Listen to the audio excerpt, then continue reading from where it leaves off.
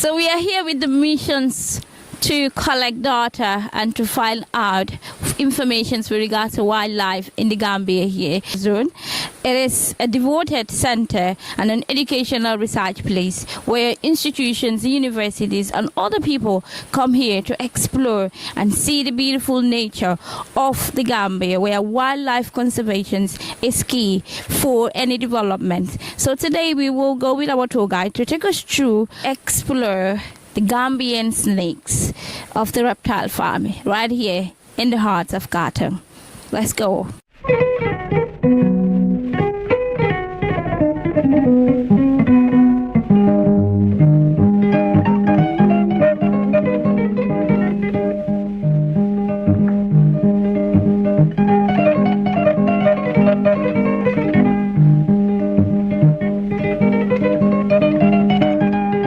My name is Sukai Sen. I'm the one of the tour guide here at the Gambia Reptile Farm. And today we are invited the Smiling Coast Exposo here. And we are doing the interview with them. So here we have sand snake. Sand snake, and those are the more common snake we can find here in the Gambia. And it's not only the more common, but the more easier to spot. The name is herald snake. When the snake gets stressed, they can bite. But even when they bite, the venom is not powerful to kill human being or affect you. Or you can feel a small pain like if a bee bite you. Yeah. And also, for this herald snake, they feed on insects, like cockroaches, flies. That's what they normally used to eat. Yeah, and they are different from the other snakes because they didn't used to get bigger, but this is their maximum size of big. This is their maximum size? Yeah. Okay. Let me try. You wanna try? Don't afraid. They don't bite unless if you hurt them. They don't bite. Yeah, if you don't hurt them, they will not bite you. And I think even human being, nobody wants someone who disturb you. So here we have Nile monitor lizard, kuruntukana in Mandinka, bar in Wolof. And they are living like a small crocodile because they live inside the water, and fresh water is not salted water, the same as the way the small crocodile is living. And also they kill their prey like bird, rat, lizard, chicken, eggs, fish, anything they can catch. But they are not aggressive. They run away from peoples.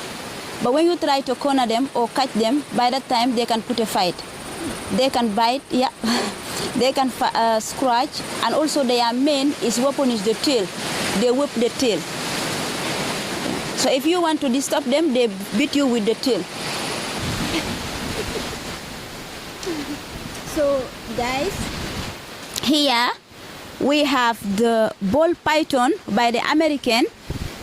We call them ball python by the American because when they feel afraid, they don't think about biting, but they can just roll themselves like a football. So that's why we call them ball python by the American. And also for this python, they have teeth, but they cannot because they don't have any venom. They use their teeth for when they are eating rat, mice, frogs. That's the time they use their venom to kill the animals. And also, for the ball python, they are different with the other reptiles because for them, how we recognize the male and the female is because of the male have two penises. When they are on the kind of foreplay, they can use the first penis, and when they're tired, they use the second one. They also stay 24 hours on the kind of foreplay. But if you see me putting the snake around my neck, she will not going to feel scared. You see, this is the ball python by the American, and they are actually harmless. So many people, they are afraid of them because of the camouflage color, but they normally do nothing. They are very harmless because they are not even venomous. I tell you, and again, they use their venom to kill the animals, but for human beings, they don't use to bite. They are very friendly with us. You see, I put them around my neck and they do nothing to me. So here we have the most dangerous snake in the Gambia. We call them puff adder in English, dangaro in Mandinka. And also, what makes them especially dangerous is that they are camouflage, and it's very difficult to see them because most of the time they hide under the leaves. And when they hide, they are very similar. Their camouflage body is very similar with the leaves. So also it's very easier to step on them because you cannot see them. But when you step on them, by the time they can bite. And also when they bite, it's going to take 3 or 4 days. You need to go to the hospital to take antivenom, otherwise you can die from the venom. But when you go to the hospital, you take antivenom and then you survive. But if you let to go to the hospital after 3 to 4 days, then you can die from the venom. And before you die from the venom, you can die with brain hemorrhage, or you need an amputation. And also blood will come out your nose, eyes, ears, just everywhere your body have hold. So that's why my boss told us puff adder is the most dangerous snake we have here in the Gambia. And also they don't lay eggs like the other reptiles, but they give live birth like mammals. And when they have baby at one time, they have more than 120 babies. They used to have quite a lot of babies. Thank you so much for our visitors today, and they are coming from Gambia Smiling Coast Exposition, and they came today at the Gambia Reptile Farm to make the interview with one of the tour guides, and Sukai Sen. And also I'm telling you guys thank you so much for this nice visiting you guys did, and we like to see you guys again. So I'm Luc Pazio. I arrived in the Gambia now more than 30 years ago. I've been married here with children, and my business is the reptile farm. I do this with the government, have a license from the Department of Park and Wildlife, and the entrance fee percentage is going to the Department of Park and Wildlife. So my business also profits to the saving wildlife. So let me explain you a little bit what we are doing. We have a collection of reptiles, all of them Gambians, and there is really 3 aims. The first thing is research. We collect field data and sometimes some samples like DNA or venom for any institution that asks for it.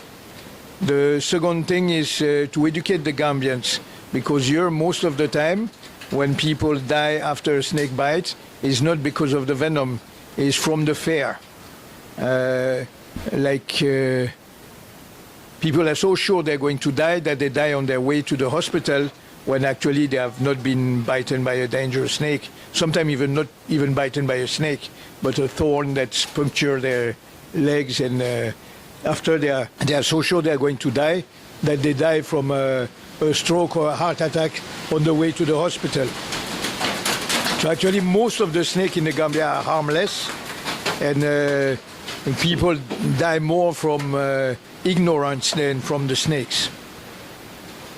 So about what I do with the snakes, they are collected, most of the time is people that call me, have a snake in my house, or a snake fell into my well. We go and rescue the snake, we keep it here some time, and we release them. But for sure we're not releasing a dangerous snake in a place where they could bite people. Main thing is that almost all the snakes you have in the Gambia are completely harmless and are useful.